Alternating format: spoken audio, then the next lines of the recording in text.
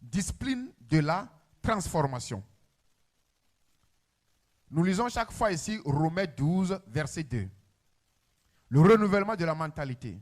Nous sommes dans ce monde, mais nous ne sommes pas de ce monde. Donc, nous devons transformer notre mentalité. Il est vrai, nous sommes à l'étape brute, mais nous devons faire un effort. Quand nous voyons dans Genèse 2, versets 4 à 5, c'est là où on nous parle de l'homme. Mais cet homme n'avait pas eu la transformation. Mais le verset 7, c'est là où la transformation était venue. Parce que le verset 7 ne nous a pas dit qu'on a créé. Non. On n'a pas créé au niveau du verset 7.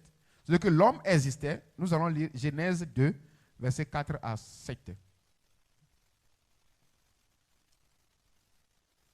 Genèse 2, versets 4 à 7. Il y a formation de l'homme et de la femme.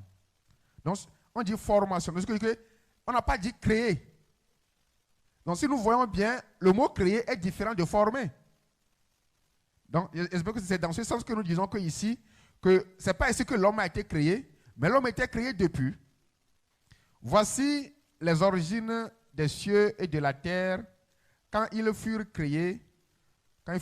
Lorsque l'Éternel Dieu fit une terre et des cieux, aucun arbuste des champs n'était encore sur la terre, et aucune herbe des champs ne germait encore, car l'Éternel Dieu n'avait pas fait pleuvoir sur la terre, et il n'y avait point l'homme pour cultiver le sol. Le sol était là, mais c'est l'homme transformé qui n'était pas là pour le cultiver. Mais une vapeur s'éleva de la terre et arrosa toute la surface du sol. L'Éternel Dieu forma. Voilà, c'est le mot que je veux.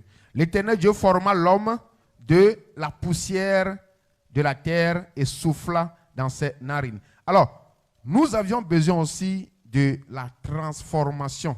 Et qu'est-ce que je voulais toucher ici? Cette transformation, c'est celui qui va te permettre d'atteindre ton objectif. La discipline que tu dois avoir pour atteindre l'objectif, c'est de te former. Je ne sais pas ce que tu veux faire. Un nouveau skill que tu veux avoir, il te faut la discipline. Et pour arriver à cette discipline, il te faut une formation. Raison pour laquelle nous devons chercher toujours à avancer. Parce que l'idée que tu as mise sur place, ou bien ce que tu veux atteindre, si tu ne te disciplines pas, tu ne peux pas arriver. Mais si tu te disciplines et tu n'as pas les skills, tu n'as pas les outils nécessaires pour y arriver, tu vas te discipliner, mais il n'aura pas aussi le bon résultat. Que le Seigneur nous bénisse. Donc, Dieu a donné une nouvelle forme à l'homme. Il faut travailler sur toi-même. Nous devons travailler sur nous-mêmes. Que je sois fille, garçon, nous devons travailler sur nous-mêmes. Tu vas travailler sur quoi? Il faut travailler sur ton égoïsme. Il faut travailler sur le manque de ne pas apprendre de nouvelles skills. Il faut travailler à abandonner la violence. Il faut travailler à aimer les autres. Ça fait partie de la discipline.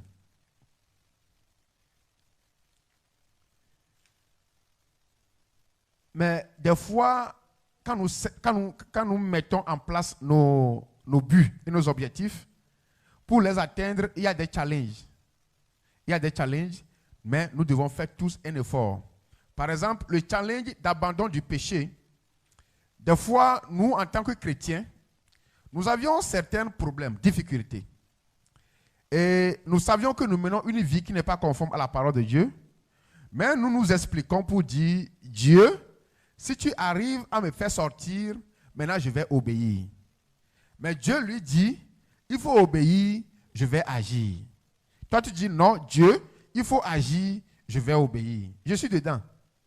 Je suis dedans. Donc nous devons aussi arriver à nous discipliner pour que nous puissions nous en sortir de ce tiraillement de Dieu. Dieu dit, donne-toi à moi, je vais te guérir. Tu dis, non, Jésus, guéris-moi d'abord, je vais venir à toi. Mais on nous fait savoir que Dieu, lui, il est éternel.